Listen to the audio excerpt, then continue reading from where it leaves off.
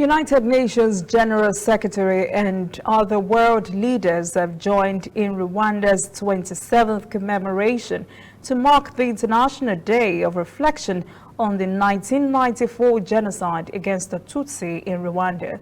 The horrible events lasted for 100 days till July 1994. Rwanda Broadcasting Agency's correspondent Ghislaine Mugwaneza reports.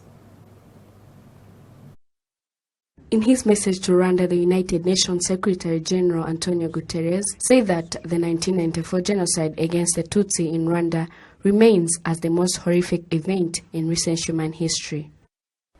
On this day, we honor those who were murdered, we reflect on the suffering, and we recognize the resilience of those who have survived.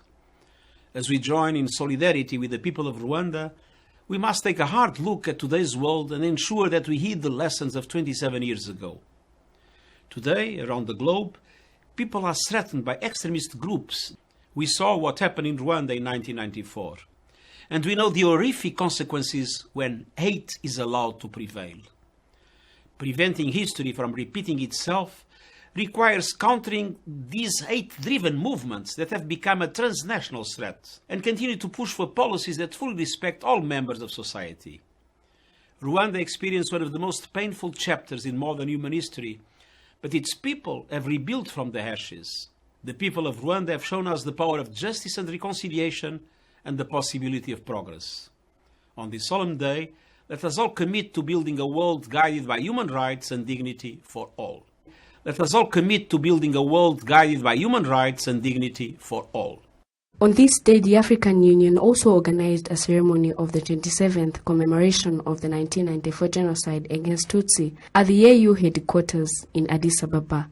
The African Union has been organizing this event for 10 years. The chairperson of African Union Commission, Moussa Faki Mahamat, reminded Africans and the rest of the world that the tragedy happened in Rwanda should never be forgotten. He also said that in these last 27 years, Rwanda promoted unity and reconciliation. Moussa Faki Mahamat has urged Africans to eradicate divisionism that still exists in some countries. The ceremony of the 27th commemoration of the 1994 genocide against the Tutsi was also held in Geneva, Switzerland. The ambassador of Rwanda to Switzerland, Marie-Chantal Gwakazina, commended all those that participate in keeping genocide memories. She said that UN did not manage stopping the genocide, as well as mentioning that there are people across the world that still deny the 1994 genocide against the Tutsi.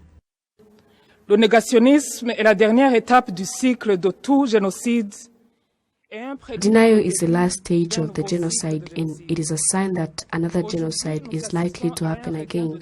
Today, we see an increase in the denial of the genocide against the Tutsi in Rwanda. When we look at it, we see that as time goes by, those who deny genocide are more active in denying the genocide. Many of those who deny the truth live in the cities and capitals of Western countries in Africa and make extensive use of social media in their activities. Et africaine, et utilise largement les réseaux sociaux.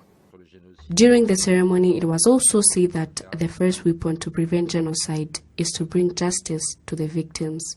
Between 2017 and 2020, Rwanda issued 1,145 arrest warrants for genocide perpetrators in 33 countries around the world.